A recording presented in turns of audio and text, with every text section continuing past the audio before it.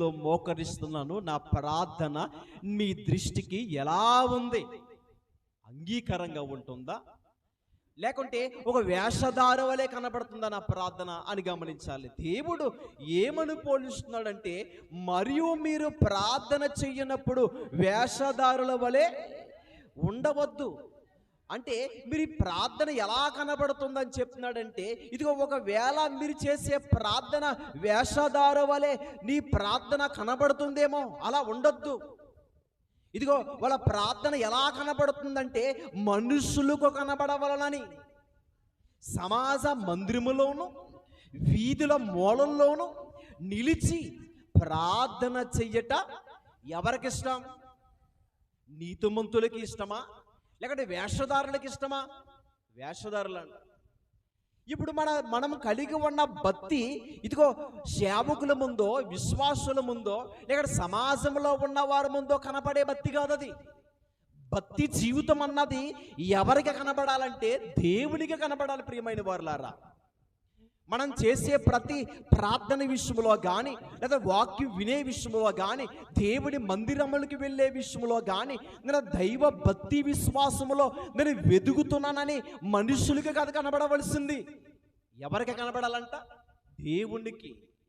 దేవునికి ఆయన మాట్లాడుతున్నాడు, మనుషులకు కనబడవలనని. అంటే మనుషులకు కనబడవలనంటే చాలా మంది కనబడతారు. ఎవరికి? మనం చేసే భక్తి, అది పాటే కానీ, చేసే ప్రార్థనే కానీ, లేక నిలబడే వాక్యం చెప్పడమే కానీ, ఏదైనా కానీ ఒకవేళ మనుషులకి మాత్రమే నువ్వు కనబడుతున్నావే తప్ప దేవునికి కనబడట్లేదేమో. దేవుడు అంటున్నాడు, నువ్వు చేసే ప్రార్థన వేషధార వలె కనబడుతుందేమో. అలా ఉండొద్దు, అలా ఉండొద్దు. మనుషులంటే ఎవరికి కనబరుచుకుంటారంట? మనుషులకు కనబరుచుకుంటారు ఫస్ట్. తర్వాత వారు చేసే ప్రార్థన బహిరంగంగా కనబడుతుంది. ఎలా? ఇదిగో నేను విశ్వాసిని, నేను భక్తిపరురాలని, నేను ప్రభువు కొరికే బ్రతుకుతున్నాను అన్నట్లుగా కనబడతారంట. వారంటండి సమాజ మందిరములోను వీధుల మూలల్లోనూ నిలిచి ప్రార్థన చెయ్యట. ఏమండి, ప్రార్థన చేసేది మనము ఏదో సమాజానికి కనబడాలనో, మనుషులకు కనబడాలనో, మన భక్తిని మనుషులకు కనబరచేసుకునేది కాదు. ఈరోజు దేవుని సన్నిధిలో సరిగా వారి భక్తి జీవితం స్టాండర్డ్గా నిలబడట్లేదంటే కారణం ఏంటో తెలుసా? ఒక నిలకడనది లేదు భక్తిలో. భక్తిలో ఒక పునాది అన్నది లేదు, స్టాండర్డ్ అనే పునాది లేదు. ఒక బిల్డింగ్ కట్టాలన్నా, లేకంటే ఒక అపార్ట్మెంట్కి ఒక పునాది నిలబడాలంటే, ఇదిగో దీనికి ఇన్ని స్టేర్లు వేసినప్పుడు ఏమంటే అది ఆగాలంటే దాని భూమిలో బలమైన ఫౌండేషన్ వేస్తారు. దానికి వేయవలసిన ఐరన్ కానీ, దానికి లోతు కానీ, దానికి వేసే కాంక్రీట్ కానీ, ఇదంతా కూడా అది నిలబడాలంటే కింద బేస్మెంట్ అన్నది, అది పునాది బలంగా ఉండాలి.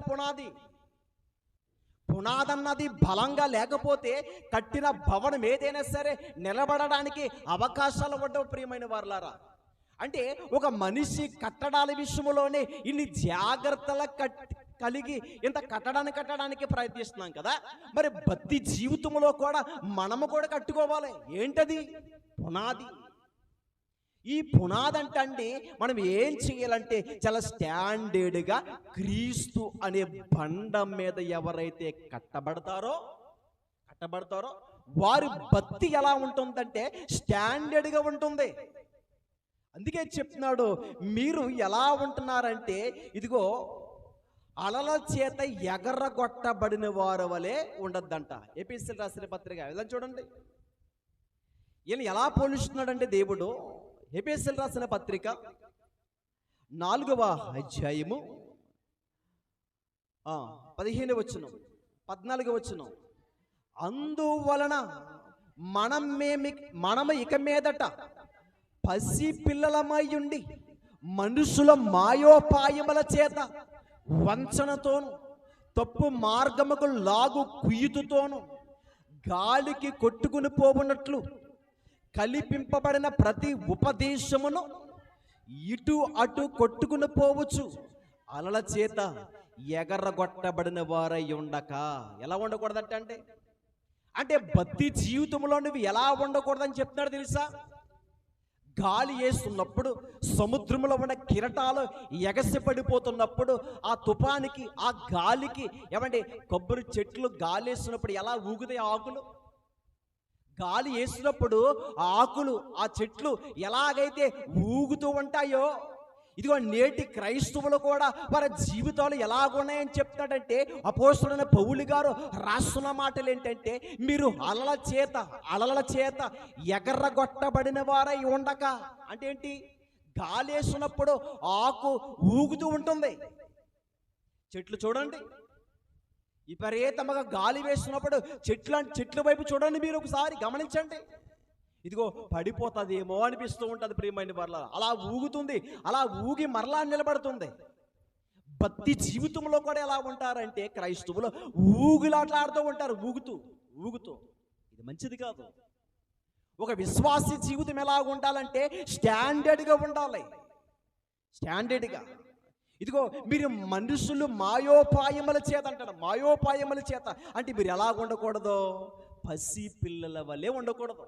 పసి పిల్లలు ఉన్నారు కదండి, చిన్నపిల్లలకి ఏమైనా తెలుస్తుందా? చిన్నపిల్లలు ఉంటారు కదా, ఈ చిన్నపిల్లలు ఉన్న వారికి ఇది తప్పో ఇది రైట్ అన్నది వారికి ఏమీ తెలియదు. వాళ్ళకి అమాయకులు ఎవరు? చిన్నపిల్లలు. చిన్నపిల్లలంటే ఏదో అమాయకత్వంగా ఉండకూడదు. నీవు వాక్యాన్ని నేర్చుకుంటా మనం ఎలా ఉండాలంటే ఒక జ్ఞానము కలిగిన వారు వలె ఉండాలంట. ఈ జ్ఞానము ఎవరి వల్ల పొందుకుంటామంటే దేవుని చేత మాత్రమే పొందుకుంటాం. మరి దేవుని జ్ఞానాన్ని పొందుకున్న మనము పాపాన్ని ఎందుకు అంటించుకుంటున్నాం? పాపాన్ని అంటించుకోవడానికి కారణం ఏంటి? భక్తి లేదు జీవితంలో. భక్తి లేకుండా మరి జీవితంలోనికి ఏమొచ్చింది?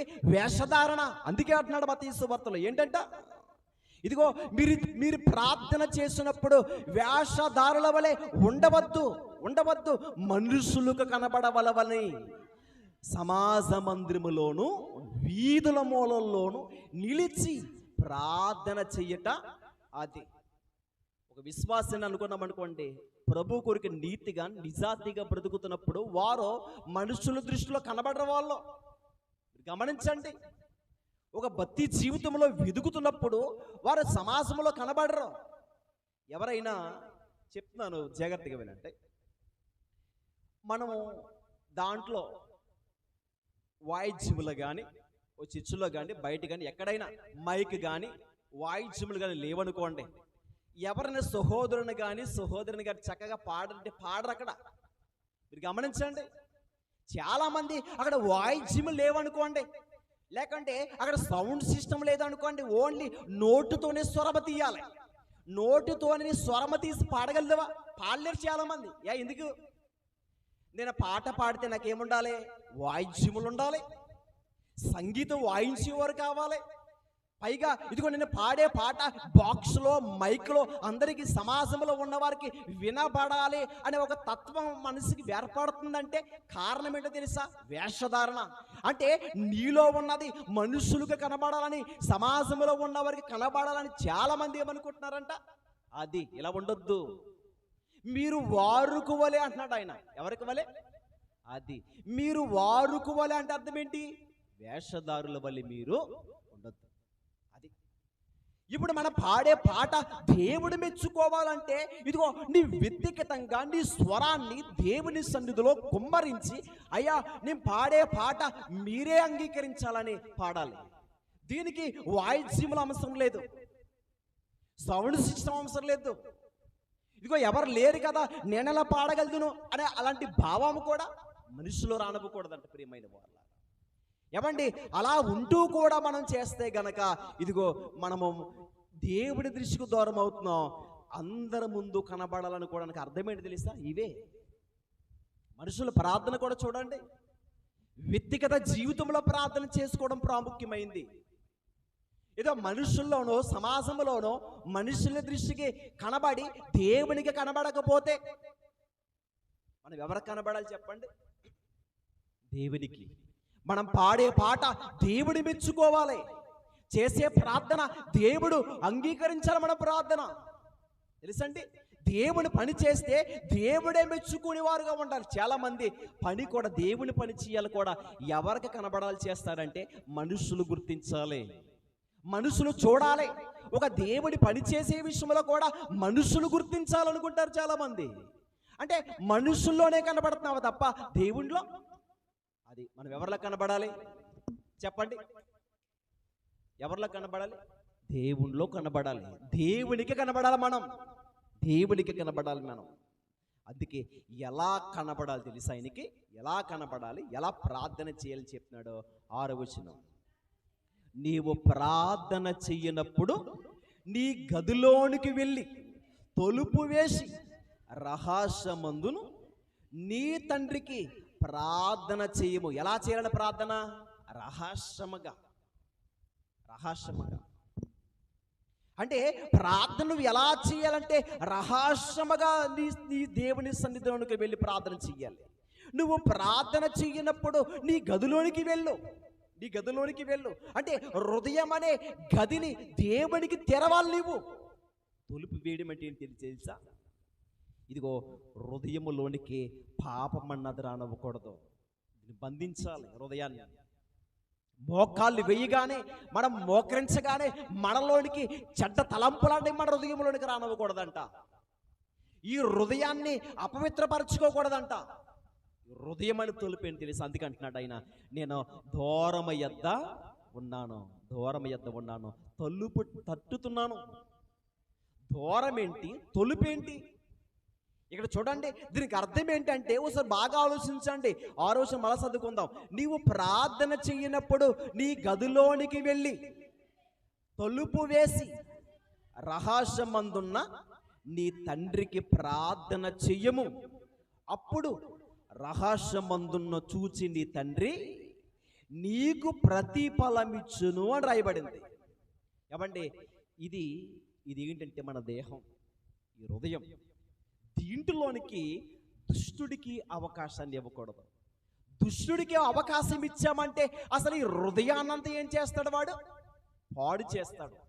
అందుకే గదిలోనికి వెళ్ళగానే ఎవరికి అవకాశం ఇవ్వాలంటే, ఎవరిని మనము లోపలికి రప్పించాలంటే ప్రభువుకి చోటు ఇవ్వాలి, హృదయంలోనికి రావాలి ఆయన. అందుకే అక్కడ ప్రకటన గ్రంథంలో రాయబడిన మాట ఏంటంట? ప్రకటన గ్రంథము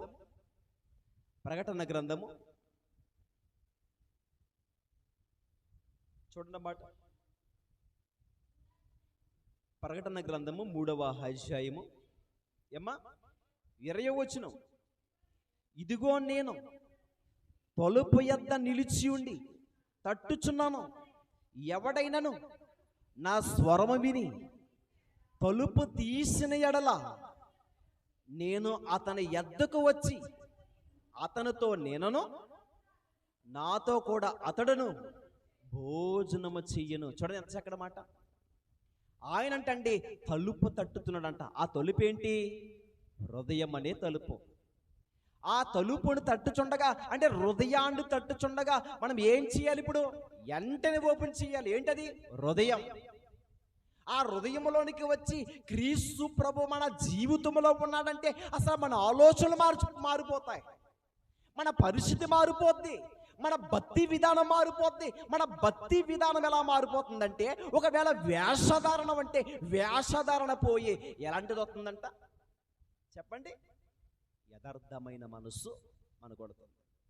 మీరు అన్యజనుల వల్లే ఉండొద్దు అంటున్నాడు అక్కడ కింద చూడండి. మరియు మీరు ప్రార్థన చెయ్యనప్పుడు అన్యజనుల వలె వ్యర్థమైన మాటలు. అన్యజనులు అంటే ఏంటి చెప్పండి? దేవుని ఎరగలేని వారు అన్యజనులు.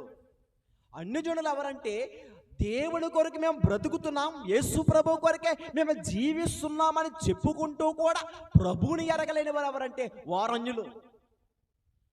మనం ఏమంటామంటే, ఇదిగో బ్రాందీ తాగిన వారు అన్యులు, లేకపోతే వ్యభిచార పాపం చేసేవారు అన్యులు, చర్చికి రాలేని వాళ్ళందరూ అన్యులు, ఇదిగో విగ్రహారాధన పూజలు చేసేవారందరూ అన్యులు అని వారి కోసం వారు అన్యులు, వీళ్ళ అన్యులు, వీళ్ళ మారలేదు, వాళ్ళ మారలేదు చెప్తాం. ఇక్కడ దేవుని సన్నిధికి వచ్చి పాటలు పాడి ప్రార్థన చేసి ప్రసంగాలు విని అన్నీ చేసి కూడా దేవుని కొరకు బ్రతుకుతున్నామని చెప్పుకుంటూ కూడా దేవుని కొరకు బ్రతకలేని వారందరూ కూడా ఎవరంట? వారంజులు. అందుకే ఈ మాట మాట్లాడుతున్నాడు ఆయన. ఏమని తెలుసండి? మరియు మీరు ప్రార్థన చేయనప్పుడు అన్య జనుల వలె వ్యర్థమైన మాటలు వర్షింపవద్దు. విస్తరించి మాటలాడటం వలన తమ మనవి వినబడనని వారు ఏమనుకుంటారంటాలో. అది అంటే నేను చేసే ప్రార్థన దేవుడు అంగీకరిస్తున్నాడు కదా అనుకుంటారంటాలో. నా ప్రార్థన దేవుడు ఆలకిస్తున్నాడు కదా అనుకుంటారు. కానీ దేవుడు ఆలకించడం అది. ఇదిగో మీరు ఎలా కనపడుతున్నారు అంటే అన్ని జనుల వలె. ఆయన ఎరగలేదు మీరు. ఒకటేంటంట? వేషధారుల వలె ఉండొద్దు అంటున్నాడు. ఫస్ట్ మనం నేర్చుకుంది ఏంటంటే ఇదిగో మీరు వేషధారుల వలె ఉండకండి, వాడుకోవలే అంటున్నాడు. కిందకు వచ్చిన తర్వాత మాట్లాడుతున్నాడు ఆయన. నెక్స్ట్ చెప్పింది, నువ్వు గదిలోనికి వెళ్ళు, ప్రార్థన చేయి. నువ్వు చేసే ప్రార్థన ఇదిగో దేవుడు అంగీకరించాలి. అలా ఉండాలి ప్రార్థన. ఇంకో చాలా మంది చేసే ప్రార్థన అంటున్నాడు ఆయన. ఇదిగో మీరు ప్రార్థన చేసినప్పుడు అన్ని జనుల వల్లే వ్యర్థమైన మాటలు, అది వ్యర్థమైన మాటలు అంటే పనికిరాని మాటలు, చెత్త. దాంట్లో అసలు మ్యాటర్ లేని మాటలు మాట్లాడకూడదు. అక్కడ దాంట్లో ఆన్సర్ ఉండాలి. దాంట్లో ఇలాంటి యోగ్యమైనదిగా ఉండాలంట. అక్కడ అందులో మీరు అన్య జనుల వల్లే వ్యర్థమైన మాటలు అంటే దేవుని సన్నిధిలో ప్రార్థన చేస్తున్నప్పుడు ఎలా మటుకు అలా చేయడానికి వీరలేదు. కొందరు ప్రార్థన చేశారనుకోండి, ఏళ్ళని వాళ్ళందరూ కలిపి ప్రార్థన చేసేస్తారు. ఆవిడ అలాగమ్మా, వీడు ఎలాగమ్మా, ఆవిడ మార్చండి అమ్మా, వీళ్ళు మార్చండి అయ్యా అని ప్రార్థన చేస్తూ ఉంటారు. వాళ్ళ కోసం కాదు, నీ కోసం చేసుకోవాలి ముందు. వారి కోసం వీళ్ళ కోసం చేసుకోవడం కాదు. అసలు ప్రార్థనలో నువ్వు మోకరిస్తుంటే అసలు నీ బ్రతుకేంటి, నీ జీవితం ఏంటి, నీ రహస్యం ఏంటి, అసలు నువ్వు ఎలా ఉంటున్నావు? అసలు దేవుడేమో ఇదిగో వేషధారం అంటున్నాడు ఆయన. మరి వేషధారులని పిలుస్తున్నాడంటే ఏమంటే మనం నిజంగా నేర్చుకుంటున్నప్పుడు ఇవన్నీ మాటలు మనకి వాక్యానుసారంగా నడుచుకోవాలి అని అనుకుంటున్న వారు ఖచ్చితంగా వాక్యానుసారంగా వారు ఏం చేస్తారు తెలుసా? బ్రతుకుతారు. అలా బ్రతకాలని ఇష్టపడిన వారు మాత్రమే ఇదిగో ఈ పరిచయలో కూర్చోవాలి. మాటలు ఏదో కవ్వించి లేకుంటే పురుగలిపి చక్కగా గోజాడి ఆశీర్వాదాల కింద చక్కగా ఎవరిని మెచ్చుకున్నట్లుగా అలా ఉండదు బోధ. వాక్యానుసారంగా ఉండవలసింది ఏంటంటే ఇదిగో ఖండించు. అక్రమ విస్తరించడం బట్టి అనేకుల పేరు ఏమేమైపోయింది, అది చల్లారిపోతుంది. మరి చల్లారిపోతుందంటే అది చల్లారిపోకుండా ఉండకోకుండా అది ఏం చేయబడాలి? రగిలింపబడుతూ ఉండాలి. రగిలింపబడుతున్నప్పుడు ఇదిగో నిద్రలోకి వెళ్ళిపోయిన వాడికి, ఒక మొత్తులోనికి వెళ్ళిపోయిన వాడిని మెలకువలోకి తీసుకురావాలి. ఆ మెలకువలోనికి ముందేంటి? వాక్యం. మనిషిని బ్రతికించేది, స్థిరపరిచేది, ఇదిగో నిలబెట్టేది ఏంటంటే వాక్యం. ఆ వాక్యం ఏ మనుషులైతే ఉంటుందో క్రీస్తు మనలో ఉన్నట్టే ప్రియమైన వాళ్ళారా, ఉన్నట్టే. అందుకే మన ప్రార్థన ఎలా ఉండకూడదో తెలుసా? ఫస్ట్ ప్రార్థన ఎలా ఉండకూడదు? అది వేషధారుల వలె ఉండకూడదు. తర్వాత అన్యజనుల వలె ఉండకూడదు. ఎలా ఉండకూడదు? ఫస్ట్ ప్రార్థన మనం చేసే ప్రార్థన ఎలా ఉండకూడదంటే వేషధారుల వలె ఉండకూడదు. మరొకటి అన్యజనుల వలె అంటే వ్యర్థమైన మాటలు ఉచ్చరింపే వారుగా ఉండకూడదు. అంటే అన్యులు అంటాడంటే మీరు మారలేని వారి వలె ఉండకూడదు. మీరు మార్పు చెందిన వారే ఉండాలి నీవు చేసే ప్రార్థన అని చెప్తున్నాడు. మీ ప్రార్థన ఎలా ఉండాలి అని చెప్తున్నాడు తెలిసి. ఇప్పుడు ఎలాగా? నీవు గదిలోనికి వెళ్ళు. గదిలోనికి వెళ్ళిన తర్వాత రహస్యం అందంటే రహస్యం అంటాడంటే కారణం ఏంటి తెలుసా? ఇప్పుడు నేను ఉన్నాను, నేను ఏం చేస్తున్నానో, నా మాటలు ఎలాగుంటున్నాయో ఏంటో, ఆలోచన ఏంటో వ్యక్తిగతంగా తెలుస్తుంది. వ్యక్తిగతంగా తెలుసా? అలాగే ఈరోజు కూడా చాలా మంది సంఘాలలో చక్కగా కనబడచ్చు, కానీ నేటి సమాజంలో మనం ఎలా కనబడుతున్నాం అది కావాలి. అది అంటున్నాడు అక్కడ. నీవు గదిలోనికి వెళితే నువ్వైతే మనుషుల దృష్టిలో చక్కగా ఉండమని కనబడచ్చు. మనుషులకి చక్కగా ఇదిగో 100కి 100 మార్కులు వేయచ్చు మనుషులు, కానీ దేవుడు వేస్తున్నాడు లేదు కావాలి కదా. మోకరించగానే మనలో కనబడుతుంది ఏంటి తెలుసా? అయ్యా నీ కన్నుకి మరుగైనది ఏది లేదు, ఏదీ లేదు. నీ కంటికి మరుగైనది ఏమీ లేదు నాయనా. నేను మోకరిస్తుంటే అసలు నేనేంటో, నా రహస్యం ఏంటో, నేను ఎలా బ్రతుకుతున్నానో ఏంటో, నా స్థితిగతులేంటో నీకు అన్నీ తెలుసు నీకు అని ప్రార్థనలో ఖచ్చితంగా మనం మోకరించగానే ప్రభువా అని పిలవగానే ఖచ్చితంగా ఓపెన్ అయిపోవలసిందే. మనం దాయడానికి ఏమీ లేదు. మనుషుల దగ్గర దాయొచ్చేమో కానీ దేవుని దగ్గర ఏ మనుషుడు కూడా దాయలేడు. దాయగలరా? దాయలేం. అందుకే ఏమంటే పేతురు గారిని ఒక మాట అడుగుతూ ఉంటారు. పేతురు, ఇదిగో నా గొర్రెల్ని నువ్వు మేపుతావా? ఒకసారి అడిగారు. మరలా అడుగుతున్నాడు ఆయన. పేతురు, ఇదిగో నా గొర్రెల్ని మేపుతావా అని మరలా అడుగుతున్నాడు. ప్రభువా మేపుతాను ఇలాగడిగానే మరలా అడుగుతాడు ఆయన. ఇలా అడుగుతున్నప్పుడు ఏంటి ప్రభువా, నేనేంటి అంటే రహస్యంగా తెలిసిన ప్రతీది కూడా నీకు ఏం తెలుసు? జరగబోయేదే చెప్పగలిగే దేవుడు నీవు కదా, అన్నీ నీకు తెలుసు. ఆ సందర్భం చూడండి. ఆ సందర్భాన్ని యోహాను సువార్త 21వ అధ్యాయము 15వ వచనం. వారు భోజనము చేసిన తర్వాత యేసు సీమోను పేతురును చూసి, యోహాను కుమారుడైన సీమోను, వీరు కంటే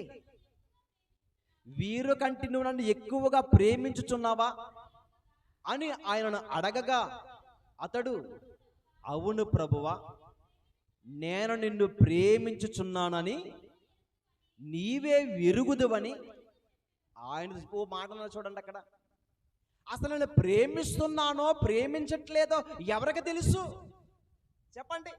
దేవునికి తెలుసు. ఇప్పుడు దేవుని ప్రేమిస్తున్నానో ఎక్కువగా అని అక్కడ శిష్యులందరికీ ఒకవేళ కనపరుచుకోవచ్చు, అవునా కదా? ఇదిగో ఫలానాడు యోహాను చక్కగా ప్రేమిస్తున్నాడే, పేతురు చక్కగా ప్రేమిస్తున్నాడే, ఆంద్రియా యేసుప్రభుని చక్కగా ప్రేమిస్తున్నాడే, యోహాను గారు అసలు విడిచిపెడతలేదే దేవుడినే అని ఒకరికి ఒకరు అనుకోవచ్చు. మరి దేవుని దృష్టికి తెలియదంటారా? ఇలాగే అడుగుతున్నాడు దేవుడు, సీమోను, వారికంటే ఎక్కువగా నన్ను ప్రేమిస్తున్నావా? అలా ప్రేమించుతున్నావా అన్నప్పుడు లాస్ట్ ఎవరు మాట చూడండి.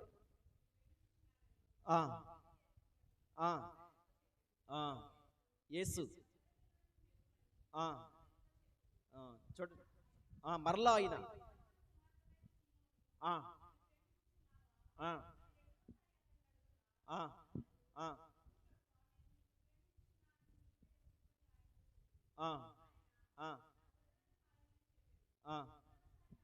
మూడవసారి ఆయన, యోహాను కుమారుడవైన సీమోను, నన్ను ప్రేమించుచున్నావా అని అతను అడిగను.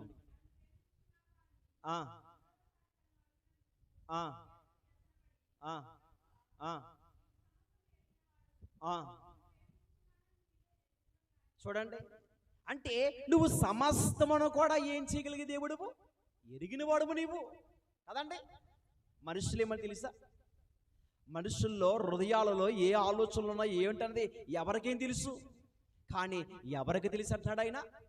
సీమోను గారు అంటున్నారు. చూడండి, పేతురు గారు, దేవా, ఎవరిని నన్ను ఎక్కువగా ప్రేమిస్తున్నారో సంగతి నీకే తెలుసు కదా. ఆల్రెడీ పేతురు ప్రేమిస్తున్నాడు దేవుణ్ణి. మరలా దేవుడు అడుగుతున్నాడు ఆయన, నీలో ఏమైనా ఒకవేళ ఏదైనా ఒక ఆలోచన నీలో వస్తుందని. దేవా, లాస్ట్ కట్టినాడో అసలు నేను ప్రేమిస్తున్నానో లేదో కూడా నీకు తెలియదా? తెలుసు. అసలు నన్ను ఈ మాట కూడా నన్ను అడగక్కర్లేదు ప్రభువా, అయినా తెలుసు నీకు కదా. చూడండి, అంటే దీన్ని బట్టి మనకు అర్థమవుతుంది, దేవుని సన్నిధిలోనికి వెళ్ళి మోకరించగానే ఎవరికి తెలుసు? అసలు ప్రార్థన చేసినప్పుడు మన ప్రార్థన దేవుడు అంగీకరిస్తున్నాడో లేదో కూడా మనకు అర్థమైపోద్ది. ఎందుకంటే ఎందుకు అర్థమైపోద్దంటే, ఇదిగో నాలో పాపం ఉంటే నా మనవి దేవుడు అంగీకరించాడు, అంతే కదా. నా హృదయంలో పాపమును లక్ష్యమ చేసిన ఎడల దేవుడు నా మనవి వినకపోవడం అంటున్నాడు ఆయన. చూడండి, మరి పాపమే హృదయంలో ఉండి నా ప్రభువాని ప్రార్థన చేస్తే ఆ ప్రార్థన దేవుడు అంగీకరిస్తాడా? అంగీకరించడు ఆయన. యథార్థవంతుల ప్రార్థన ఆయనకి ఆనందకరమంట. ఎవరి ప్రార్థన? యథార్థవంతుల ప్రార్థన. ఎవరో వేషధార ప్రార్థన, భక్తిహీనుడు ప్రార్థన కోసం రాయబడలేదు. ఎవరి ప్రార్థన అంట? యథార్థవంతులు చేసే ప్రార్థన దేవునికి ఆనందకరం అంటున్నాడు. ఆయన ఆనందిస్తాడు, ఆయన ప్రార్థన ఇష్టపడతాడు. నీతిమంతుల విజ్ఞాపన యెహోవా అంగీకరిస్తాడంట. ఎవరి ప్రార్థన అంట? నీతిమంతుల విజ్ఞాపన అంటున్నాడే, యథార్థవంతుల ప్రార్థన అంటున్నాడే. ఏమంటే ఆయన ప్రార్థన చేసేవారు చేసే ప్రార్థన ఎలా ఉండదు తెలుసా? నీతిమంతులై ఉండి ప్రార్థన చెయ్యాలి, యథార్థ హృదయాలై ప్రార్థన చెయ్యాలి. హృదయంలో పాపాన్ని ఉంచుకోకుండా పరిశుద్ధంగా మన జీవితం ఉంచుకుని ప్రార్థన చెయ్యాలి. అలా చేస్తేనంటున్నాడు ఆయన కింద, ఇదిగో రహస్యమందు నీ తండ్రి. అప్పుడు రహస్యమందు చూసంటే ఏంటి? అసలు మనం ఎలాగున్నామో లేదు కానీ మోకరించగానే ఆయన చూస్తాడు. ఆయన చూస్తాడు. నీ హృదయం ఎలా ఉందో, నీ ఆలోచనలు ఎలాగ ఉన్నాయో నేను చూస్తాను. దావీదు గారి హృదయాన్ని పరిశోధించాడని తెలుసా? దావీదు గారి హృదయాన్ని పరిశోధిస్తే దావీదు గారి హృదయములో అసలు చెడుతనమే లేదని రాయబడింది. ప్రియమైన వారు, ఇదిగో రాత్రి జాములు యందు నువ్వు నన్ను ఏం చేసా? నా హృదయాన్ని దర్శించావు. దర్శిస్తే నా హృదయంలో ఏ చెడుతనమో కూడా నీ దృష్టికి కానరాలేదంటున్నాడు ఆయన. కనపడట్లేదు. మనకి ఇలాంటి సాక్ష్యం మనకుందా? ఒకసారి చూడండి, రాసుకోండి అవసరమైతే. నిజమే, ఇదిగో నేను నా దేవుని మందిరంలోనికి వెళ్తున్నాను, పాడుతున్నాను, ప్రార్థన చేస్తున్నాను.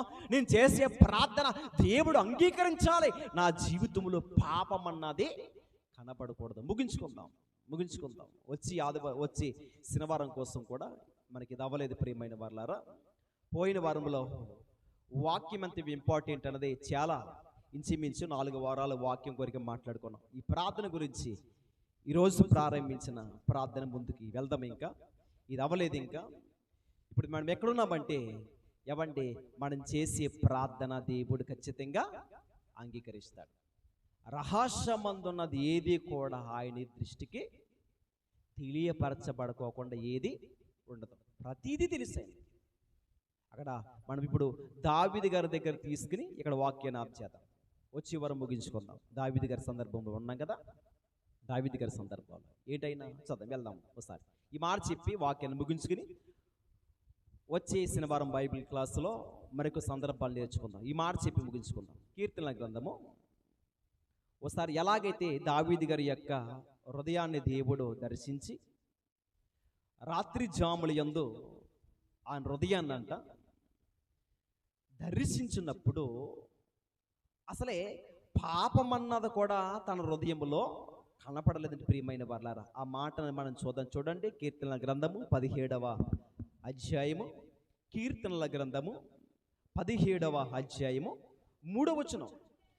రాత్రి వేళ నీవు నన్ను దర్శించి నా హృదయమును పరిశీలించితివి, నన్ను పరిశోధించితివి. నీకు ఏ దురాలోచనైనను. చూడండి ఎంత చక్కటి మాట చెప్పండి.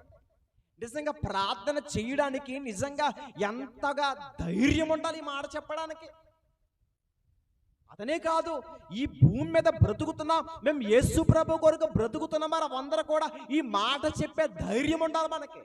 ఏ ధైర్యం అంట? దేవా, నీవు కూడా రాత్రి వేళలో నువ్వు నన్ను ఏం చేస్తున్నావంటే నాయన నన్ను దర్శిస్తున్నావు. ఎందుకంటే నా హృదయాన్ని నువ్వు తట్టుతున్నావు, నువ్వు హృదయంతరములోనికి వస్తున్నావు. నా హృదయంలో నీతి కనబడుతుందా, యథార్థత కనబడుతుందా, భక్తి కనబడుతుందా? నువ్వు నా హృదయాన్ని పరిశోధిస్తున్నావు నాయన అని ఒక దావీదు గారు మాట్లాడుతున్నారు. చూడండి అక్కడ, నా హృదయమును పరిశోధించితివి, నీకు ఏ దురాలోచనైనను అది. చూడండి, మరి ఈరోజు మనం కూడా బ్రతుకుతున్నాం కదా. ఒకవేళ మన హృదయంలో దేవుని దృష్టికి దురాలోచన కనబడుతుందా, పాపము కనబడుతుందా, అపవిత్రత కనబడుతుందా, వేషధారణ కనబడుతుందా? ఇది ఏమి ఉండకూడదు. ఎవరికి చెప్పండి, ఇది ఎవరికి ఉండకూడదు తెలుసా? క్రీస్తు కొరకు బ్రతుకుతున్న వారికి వేషధారణ ఉండకూడదు. అన్ని జనుల వలె, అంటే మారలేని వారి వలె ఉండొద్దు. ఒకవేళ మనం మారకపోతే ఎన్ని పాటలు పాడిన అర్థమే. మారకపోతే ఎంతమంది బోధకులు చెప్పే ప్రసంగాలు విన్నా అర్థమే. నువ్వు ఎక్కడికి వెళ్ళి విన్నా కానీ అది అర్థమే. ఎందుకంటే ఆ జీవితానికి అసలే విలువే లేదు, విలువే లేదు. మరొకటి, ఎన్ని ఆరాధన చేసినా, పాటలు పాడినా, ప్రార్థన చేసినా, దేవునికి ఎంత కానుకిచ్చినా, ఎన్ని కోట్ల రూపాయలు ఇచ్చినా కానీ దేవుడు అసలు లొంగిపోయే దేవుడే కాడైనా. డబ్బు ఒక్క 5 పేసులు కూడా ఆయనకు ఇవ్వకపోయినా కానీ హృదయాన్ని ఇస్తే పరలోకాన్ని ఇస్తాడు. ఎన్ని ఇచ్చినా కానీ దేవుడు ఇష్టపడడు. కానీ ఆయనకు ఇవ్వాల్సింది ఇరిగి నలిగిన హృదయమే నాకు ఇష్టమైన బలి. ఈలాంటి మనసెత్తని దేవుడు అంగీకరిస్తాడంట. ప్రార్థన చేసుకుందాం.